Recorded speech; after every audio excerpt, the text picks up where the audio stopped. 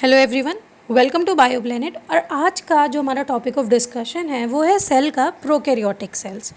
हम सेल्स पढ़ रहे थे और उसी की कंटिन्यूशन में आज हम दूसरा टॉपिक स्टार्ट कर रहे हैं, प्रोकैरियोटिक सेल।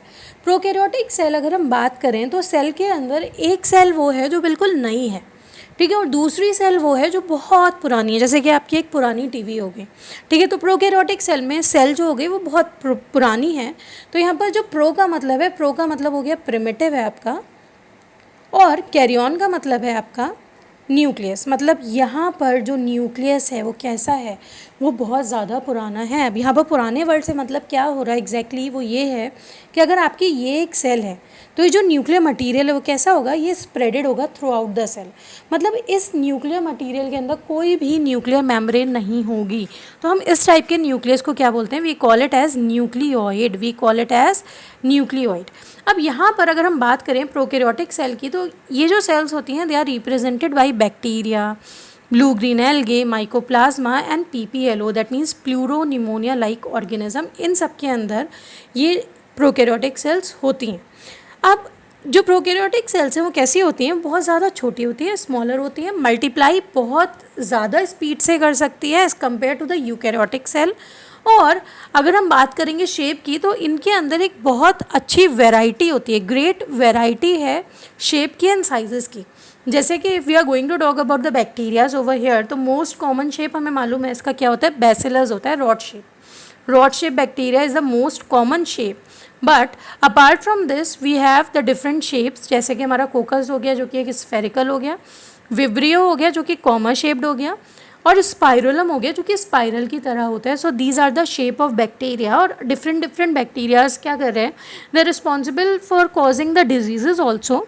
और अपार्ट फ्रॉम द डिजीज़ के अलावा वो हमारे लिए हेल्पफुल भी हैं, जैसे कि नाइट्रोजन फिक्सेशन वगैरह के लिए कर रहे हैं, ठीक है। तो अब यहाँ पर क्या हो गया, सबसे इंपॉर्टेंट पॉइंट ये है कि जो मोस्ट कॉमन बैक्टीरिया होता है वो बैसिलस होता है, ठीक है। Apart from this we have the different shape over here. Now the organization of the prokaryotic cell एक तरीके से fundamentally similar even though the prokaryotic cell exhibit a wide variety of shape and function. मतलब shapes and function different है but still जो organization है वो common है, ठीक है। तो हम देखते हैं आगे, ऑल प्रोकैरियोटिक सेल के अंदर क्या होता है, सबके अंदर एक सेल वॉल होती है, ठीक है। क्या होगी, एक इंपॉर्टेंट पॉइंट ये होगी, प्रोकैरियोटिक सेल्स के अंदर सबके अंदर एक सेल वॉल होगी, ठीक है, जो कि around we can say cell membrane है।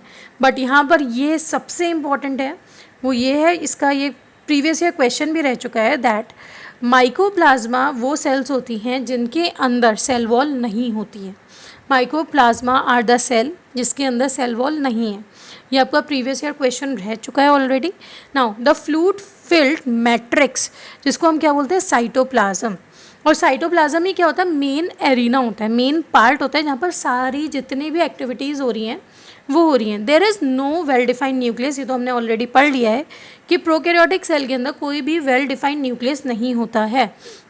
जेनेटिक मटीरियल नेकेड होता है, that means it is not enveloped by a nuclear membrane, कोई भी मेम्ब्रेन यहाँ पर नहीं है। In additional to the genetic material, यहाँ पर क्या हो रहा है, यहाँ पर जो जेनेटिक मटीरियल है वो क्या है, एक सिंगल क्रोमोसोम है, circular DNA. This is also important that इसके अंदर जो जेनेटिक मटीरियल है वो कैसा है, वो सिंगल क्रोमोसोम है, सर्कुलर डीएनए है, ठीक है। Many bacteria have the smaller circular DNA outside the genomic material. मतलब इस जीनोमिक मटीरियल के अलावा एक और सर्कुलर डीएनए होता है जिसको हम क्या बोलते हैं, द स्मॉलर डीएनए को हम बोलते हैं plasmid. This is also important that apart from the we can say हमारा circular DNA we have one more structure which is common over here, और इसको हम बोलते हैं प्लाज्मिड। तो प्लाज्मिड क्या कर रहा है, प्लाज्मिड कन्फर कर रहा है certain unique phenotypic character to such bacteria. One such character is जो रेजिस्टेंस है टू द एंटीबायोटिक्स, वो किसकी वजह से आ रही है, वो प्लाज्मिड की वजह से आ रही है, ठीक है। तो प्लाज्मिड का फंक्शन यहाँ पे क्या हो गया, resistance to the antibiotics. Now in higher classes you will learn that this plasmid DNA क्या कर रहा है, बैक्टीरियल ट्रांसफॉर्मेशन होता है जो हमारा, वो प्लाज्मिड के थ्रू ही होता है, ठीक है। Nuclear membrane is found in the eukaryote, we know कि यूकैरियोट्स के अंदर न्यूक्लियर मेम्ब्रेन होती है। और यहाँ पर एक सबसे इंपॉर्टेंट पॉइंट जो है वो ये है कि यहाँ पर प्रोकैरियोट्स के अंदर कोई भी ऑर्गेनली भी नहीं होती है, जैसे यूकेरियोट्स के अंदर ऑर्गेनेलीज होती हैं, वैसे प्रोकैरियोट्स के अंदर they not having any organelle, ठीक है, are found in the prokaryotic cell except ribosome. Now this is something very important. तो कौन सी ऑर्गेनेली है जो प्रोकैरियोटिक सेल के अंदर, यूकेरियोटिक सेल दोनों के अंदर पाई जा रही है, वो कौन सी होगी? वो राइबोसोम हो गई। नाउ प्रोकैरियोटिक सेल और prokaryotes have something unique in the form of the inclusion. So what are these inclusion? Inclusion का काम क्या होता है? इंक्लूजन हमारे होते हैं कि इम्पॉर्टेंट चीज़ें, ठीक है, मतलब अब ये क्या कर रहा है, क्या फंक्शन है, हम इसको आगे देखते हैं। नाउ स्पेशलाइज्ड प्लाज्मा मेम्ब्रेन और द सेल मेम्ब्रेन, ठीक है, उसको हम क्या बोलते हैं? इनफोल्डिंग कर लेते हैं। जैसे अगर ये आपका एक सेल है, ठीक है, और ये इसकी प्लाज्मा मेम्ब्रेन है, तो इसके अंदर क्या हो जाएगा? ये इनफोल्डिंग हो जाएगी, ठीक है। सो दिस इनफोल्डिंग, इसको हम क्या बोलते हैं? इसको हम बोलते हैं mesosome. We call it as mesosome. Important चीज़ क्या है? मीजोजोम क्या है? Mesosome is the infolding of the cell membrane. This is also very important कि मीजोजोम क्या होते हैं? मीजोजोम इनफोल्डिंग होती है सेल मेम्ब्रेन की। तो अगर हम इस पैराग्राफ को कंक्लूड करें तो इंपॉर्टेंट पॉइंट हमारे ये निकल के आ रहे हैं। सबसे पहले न्यूक्लियोइड क्या है? जेनेटिक मटीरियल है जिसके अंदर कोई भी स्टोन नहीं है। This is also very important कि क्या जो बैक्टीरिया होता है उसके जेनेटिक मटेरियल में हिस्टोन प्रोटीन होता है या नहीं होता है।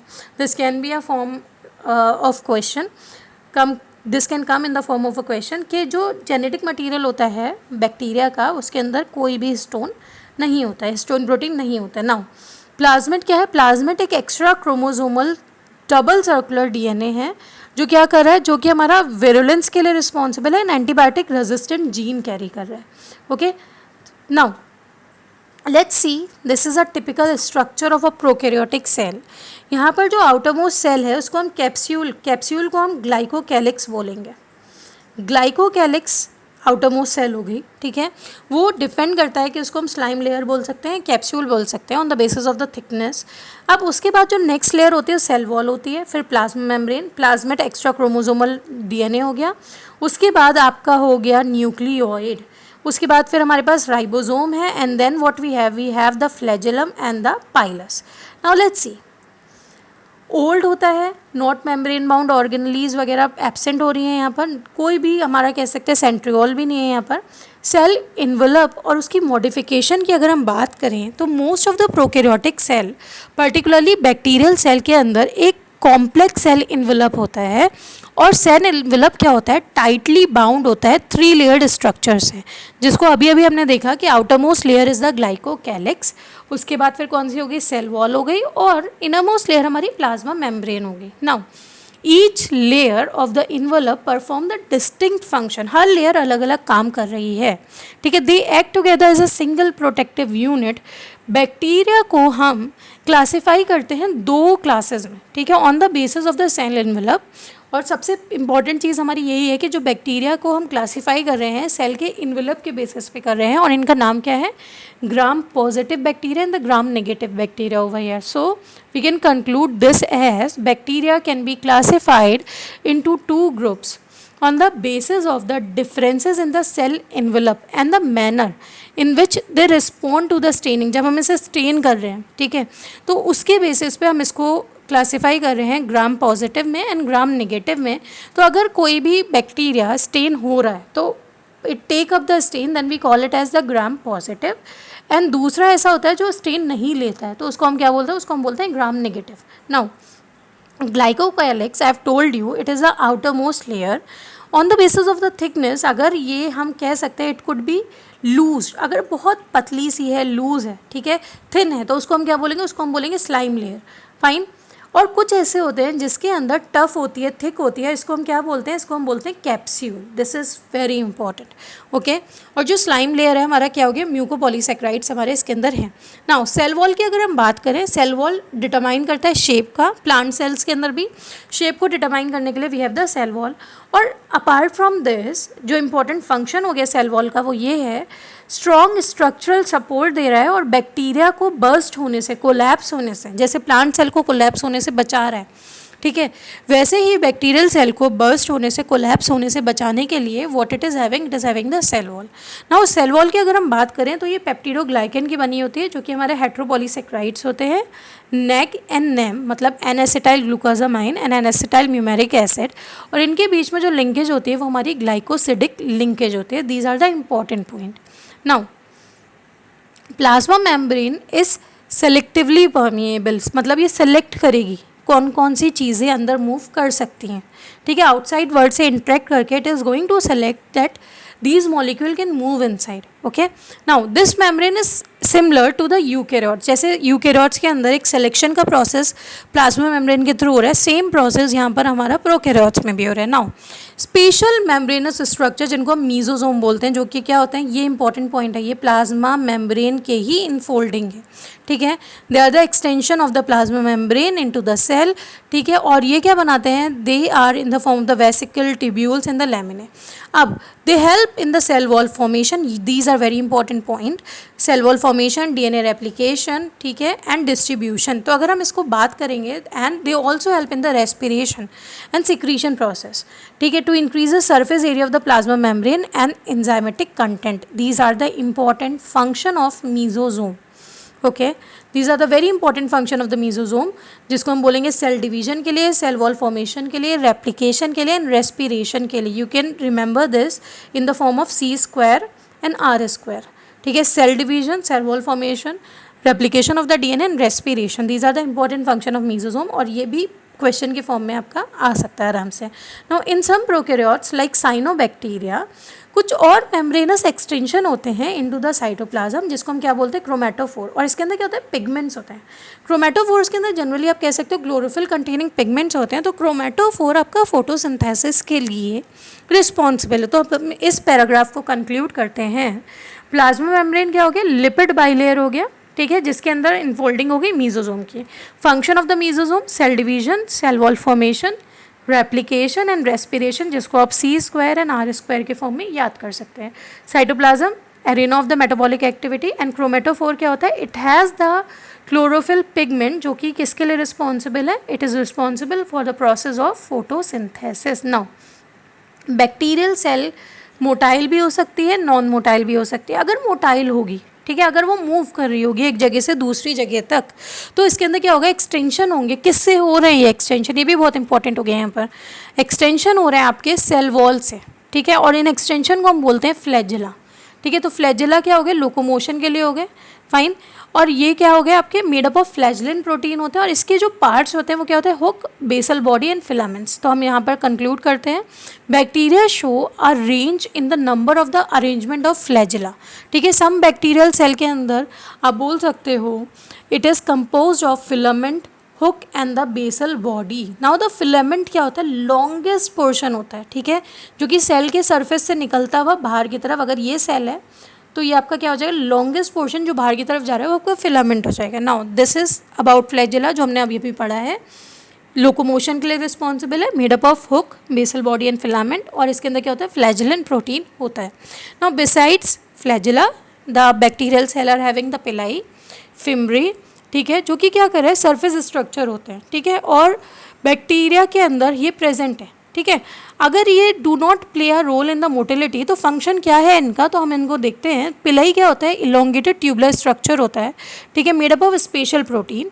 और फिम्ब्रे क्या होता है, स्मॉल ब्रिसल होता है, ठीक है, जो क्या कर रहे हैं, एक तरीके से स्प्राउट हो रहे हैं सेल के ऊपर से, जैसे स्प्राउट निकल के आते हैं ना, वैसे सिमिलरली फिम्ब्रे निकल के आ रहे हैं. Now in some bacteria they are known to help in attachment of the bacteria to the rocks. तो अगर हम इसको कंक्लूड करें तो वो ये होगा कि फिम्ब्रे क्या हो गए, फिम्ब्रे एक तरीके से अडैशन के लिए रिस्पॉन्सिबल है, मतलब अटैचमेंट के लिए, किसी भी सबस्ट्रेट से चिपकने के लिए रिस्पॉन्सिबल है फिम्ब्रे. और ये किसके बने होते हैं, they are made up of fimbrin protein, special protein is the fimbrin protein over here. And pili क्या हो गए, pili they are responsible for the reproduction, okay, and they are made up of pilin protein over here, ठीक है. So जो reproduction के लिए responsible है, they are the pilis over here. Now the last paragraph, ribosomes होते हैं and inclusion body होते हैं, ठीक है. तो राइबोसोम्स हमने अभी पढ़ा था कि they are the structure which are common in between the eukaryotes and prokaryotes, ठीक है। बट प्रोकैरियोट्स के अंदर जो राइबोसोम्स होते हैं उनकी यूनिट डिफरेंट होती है as compare to the unit which are there in the eukaryotes, ठीक है। So in prokaryotes ribosome are associated with the plasma membrane of the cell, plasma membrane से एसोसिएटेड होते हैं। और ये कैसे होते हैं, 15 न्यूटन मीटर से लेके 20 न्यूटन मीटर साइज़ के होंगे, और ये 2 यूनिट के बने होंगे। एक होगा 30 यूनिट 30S की, और दूसरी आपकी हो जाएगी 50S की, ठीक है।